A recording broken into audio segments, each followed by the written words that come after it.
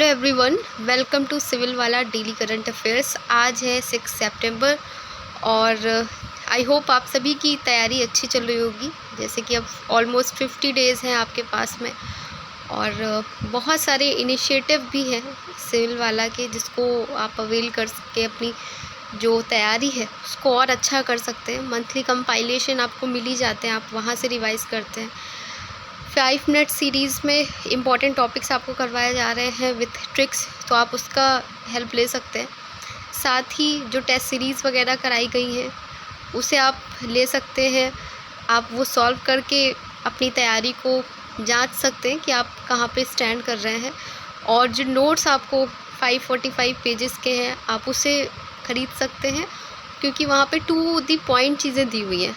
तो कम समय के लिए बहुत अच्छी आप तैयारी वहाँ से कर सकते हैं और आपको काफ़ी सारे क्वेश्चंस वहाँ से देखने को मिलेंगे। अब शुरू करते हैं डिस्कशन। कमेंट सेक्शन में बताइएगा ज़रूर कि आपकी तैयारी कैसी चल रही है।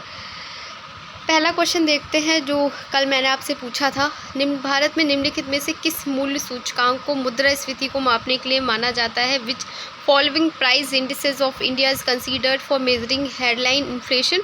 तो हम लोग WPI से, होलसेल प्राइस इंडेक्स जो होता है WPI, उससे हम मापते हैं। तो होता क्या है WPI?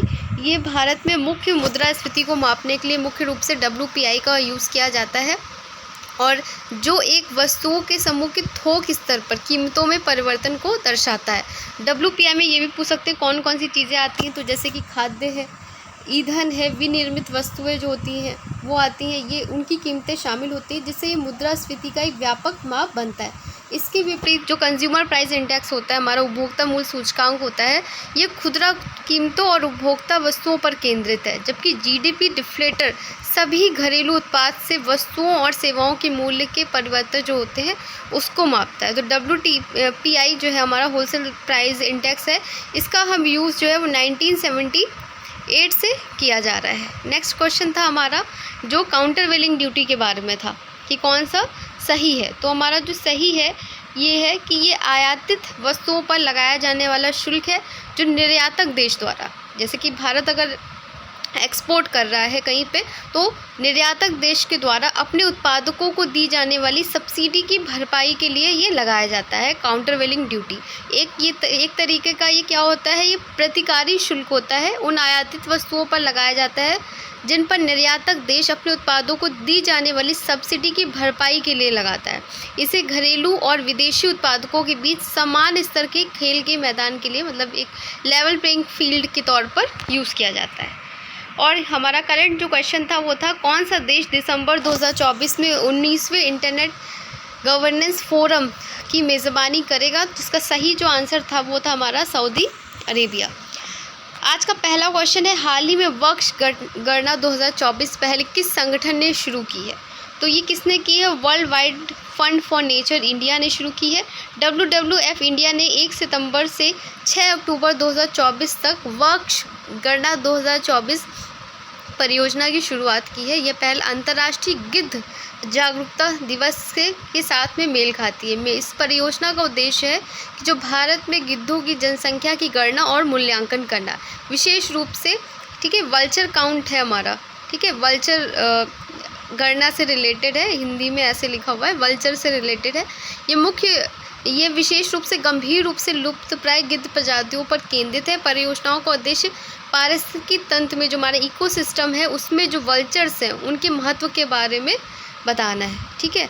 तो ये वल्चर्स जो का बहुत ज़्यादा योगदान होता है, जो हम देखते हैं कि कोई भी एनिमल जब मर जाता है तो उसको खाने का काम वो कहाँ चले जाते हैं, वो एनिमल जो मरे हुए होते हैं, तो ये सारा काम जो है वल्चर्स वगैरह ही करते हैं।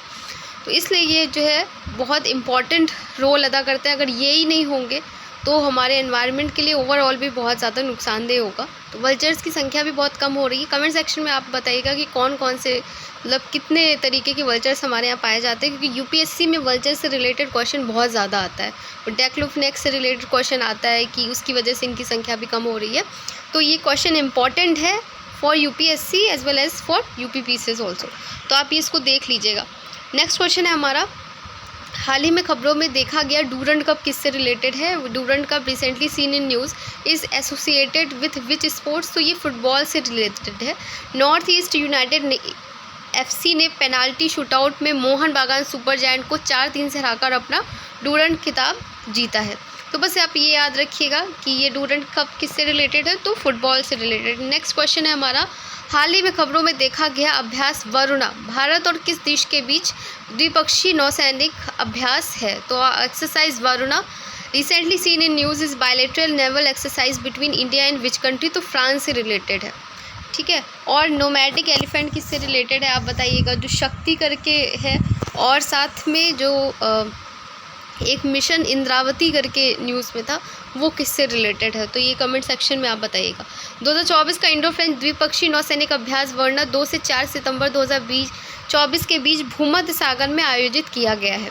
नेक्स्ट क्वेश्चन है हमारा, हाल ही में खबरों में देखा गया ई श्रम पोर्टल किस मंत्रालय के द्वारा शुरू किया गया है? तो ई श्रम portal recently seen in news was launched by which ministry?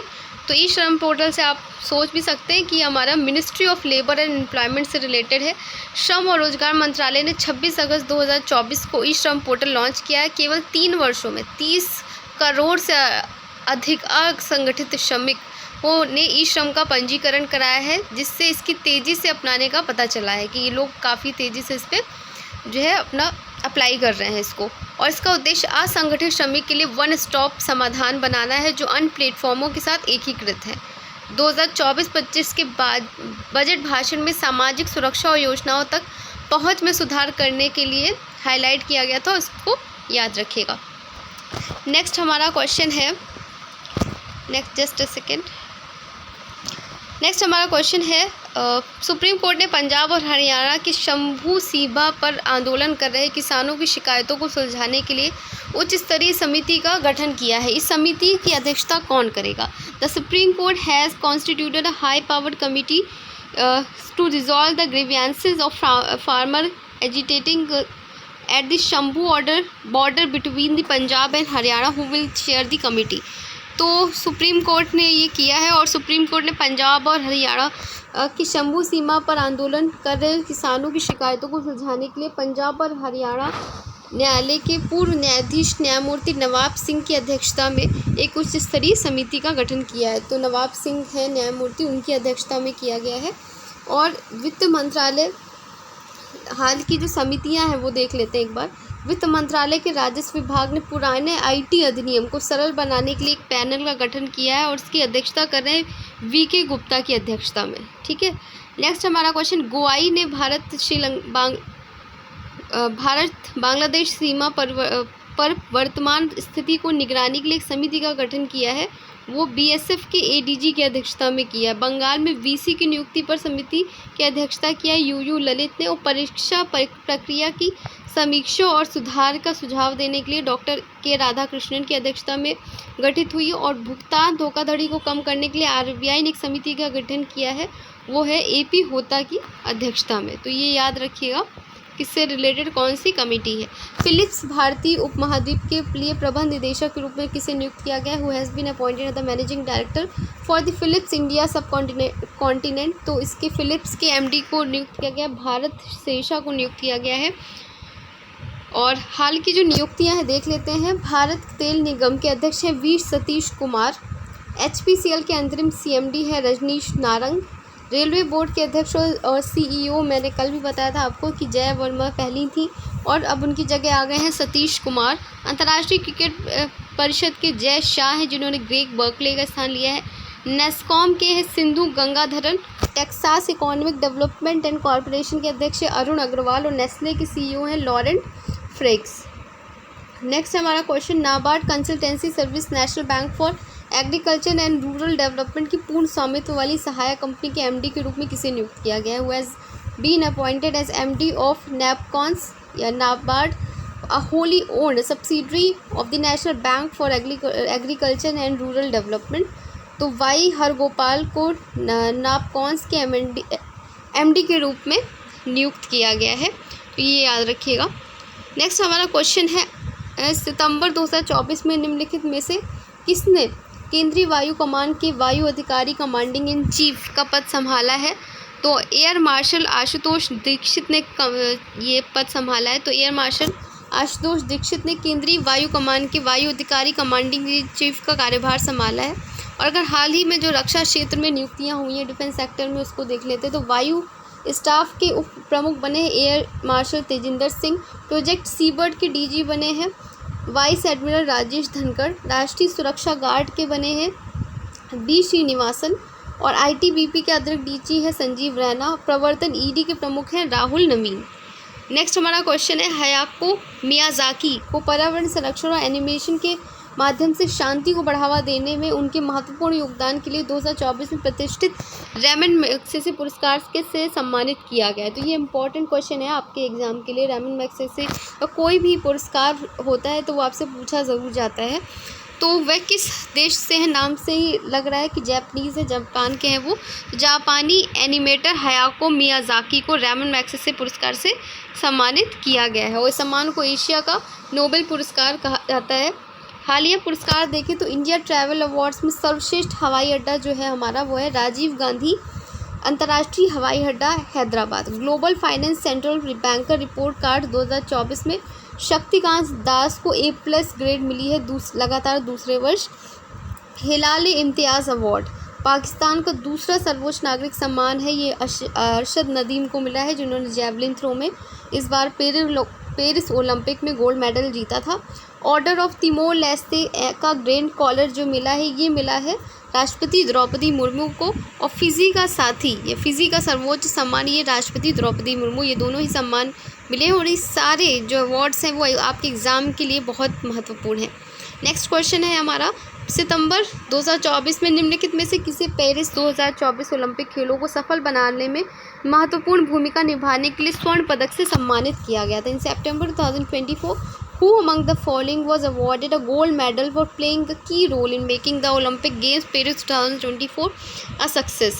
तो ये किसको मिला है, ये है इमैनुअल मैक्रो, क्योंकि फ्रांस में के पेरिस में हुआ था, उसको सक्सेसफुली कंडक्ट कराया है इन्होंने, इसलिए उन्हें ये अवार्ड मिला है। तो पेरिस 2024 में ओलंपिक खेलों की सफलता के लिए उनके निरंतर समर्थन और पियरे डी कबूटिन के प्रिय ओलंपिक आदर्श के प्रति उनके समर्पण के लिए राष्ट्रपति इमैनुअल मैक्रोन को स्वर्ण पदक में ओलंपिक ऑर्डर प्रदान किया गया। तो ये याद रखिएगा क्वेश्चन।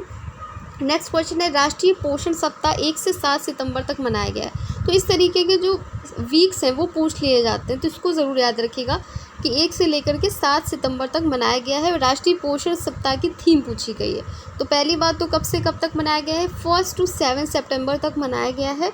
और इसकी थीम है सभी के लिए पौष्टिक आहार, है ना। पोषण तभी मिलेगा जब आहार हमारा अच्छा होगा, तो सभी के लिए पौष्टिक आहार है पोषण सप्ताह की थीम। 1 से लेकर के 7 सितंबर को मनाया गया है। और इसका उद्देश्य पोषण के महत्व के बारे में जागरूकता बढ़ाना और स्वस्थ खाने की आदतों को बढ़ावा देना। इसके अलावा 2 सितंबर को विश्व नारियल दिवस मनाया जाता है। 3 सितंबर को विश्व गगनचुंबी दिवस मनाया जाता है। विश्व गगनचुंबी दिवस हर साल 3 सितंबर को मनाया जाता है। ये उन अद्भुत संरचनाओं को श्रद्धांजलि है जिन्होंने शहरों को बदल दिया। ठीक है, तो आप ये याद रखिएगा कि ये किससे रिलेटेड है। अब आज का क्वेश्चन देख लेते हैं, टेस्ट क्वेश्चन। हयाको मियाजाकी को पर्यावरण संरक्षण और एनिमेशन के माध्यम से शांति को बढ़ावा देने में उनके महत्वपूर्ण योगदान के लिए 2024 का प्रतिष्ठित रैमन मैग्सेसे पुरस्कार से सम्मानित किया गया है, वे किस देश के हैं। तो ये क्वेश्चन आपको बताने हैं। साथ ही जो मैंने आपसे वीडियो में आपसे क्वेश्चंस पूछे हैं उनका आंसर भी कमेंट सेक्शन में ज़रूर करिएगा। ये था आज का डिस्कशन। मिलते हैं कल एक नए डिस्कशन के साथ में, तब तक अपनी पढ़ाई करते रहिए। धन्यवाद।